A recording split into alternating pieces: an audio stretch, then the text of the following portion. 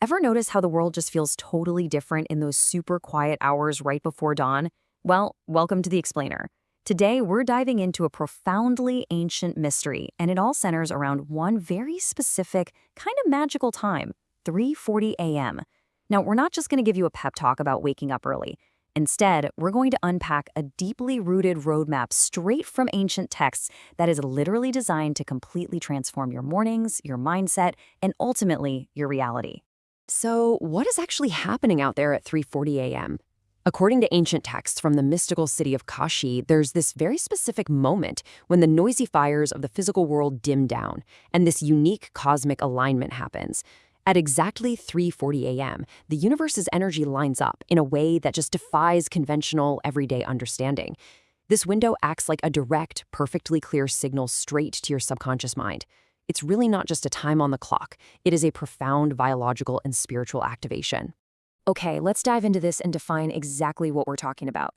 Brahma Muhurta translates to the time of Brahma or the creator. If you're learning about this practice for the very first time, scientifically and textually, this is the period exactly 1 hour and 36 minutes, so 96 minutes before sunrise. That is your optimal window. It's basically the ultimate sweet spot for deep meditation, tuning into cosmic energy, and resetting your biological clock for absolute peak performance. To make this super actionable, here's our roadmap for this explainer. First, biology and cosmic alignment. Second, the 3-minute awakening routine. Third, morning habits to avoid. Then, the 21-day transition plan. And finally, sustaining your focused energy. All right, let's kick things off with Section 1, Biology and Cosmic Alignment. What's really fascinating here is how perfectly these ancient spiritual concepts mirror our human biology. Think about how most of us wake up. An alarm just violently yanks us out of sleep, right? It floods our bodies with stress hormones before we've even opened our eyes. Contrast that jarring shock with the ancient concept of avataran, which means a graceful descent. Waking up during Brahma Muhurta is not about aggressively jumping out of bed. It's about maintaining what's called the Shiva flow, a gentle, seamless transition from the deep sleep realm into conscious wakefulness. Think of it like a river gracefully descending to the earth. And this brilliantly illustrates exactly why this specific 96-minute window is so incredibly potent. During this time, the ozone layer and cosmic rays are positioned at a very specific angle. The ancient texts actually say the air at this hour isn't just filled with regular oxygen, it's heavily charged with prana, or vital life force.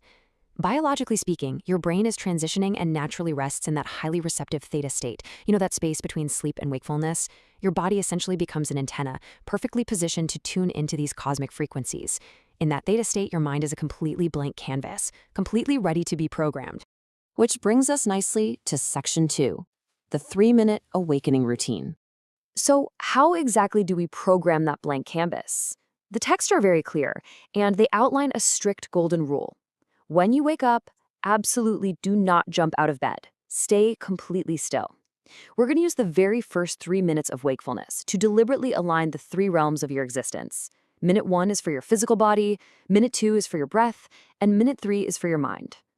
Let's break down minute 1. You open your eyes, but you remain in total peaceful stillness. This step targets the Annamaya kosha, your physical sheath.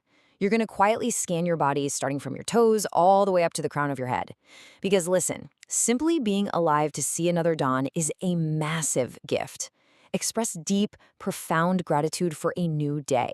By feeling that grounded gratitude right out of the gate, you are signaling to the universe that you are open, aware, and ready to receive whatever comes next.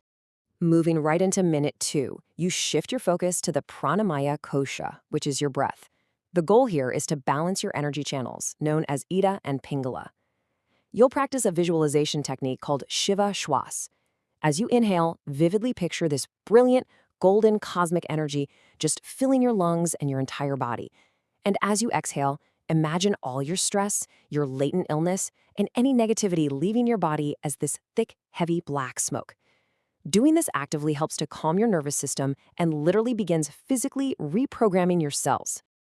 Finally, minute 3. This targets the Manomaya kosha, your mind. Remember, you are still lingering in that highly receptive theta state. Now is the exact right time to plant your seeds of intention.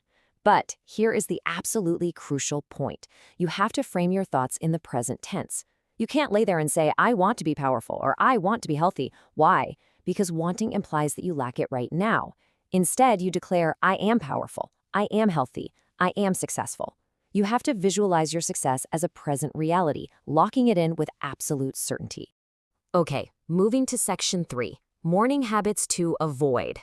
Now that we know exactly what to do, we have to look at the guardrails. These are the everyday, modern traps that will instantly shatter your morning alignment if you aren't careful.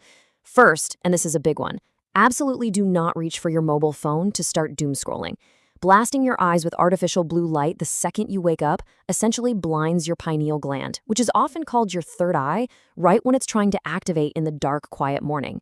Also, you simply can't sustain this practice if you stay up super late or eat really heavy meals right before bed. It completely ruins your body's natural restorative processes. And as we already touched on, never jump out of bed aggressively. Keep that quiet, graceful flow intact. Next up, section 4, the 21-day transition plan. Look, totally shifting your biological rhythm isn't going to happen overnight. It takes exactly 21 days. And that's not just a random number. The texts base this on the mathematical alignment of our 7 chakras across 3 distinct levels. This journey breaks down into 3 7-day phases. Days 1 through 7 are Vishpan, which is detoxification. Days 8 through 14 are Ahura Drishti, a phase of clear observation. And finally, days 15 through 21 bring you into Shiva Sayujya, which is total alignment. I do want to give you a heads up, though. This path begins with some pretty intense resistance from your body, but I promise you it ends with incredible clarity. Let's see how this actually builds week by week. During days 1 to 7, expect extreme sleepiness. Your body is going to rebel. Old, buried emotions might even bubble up.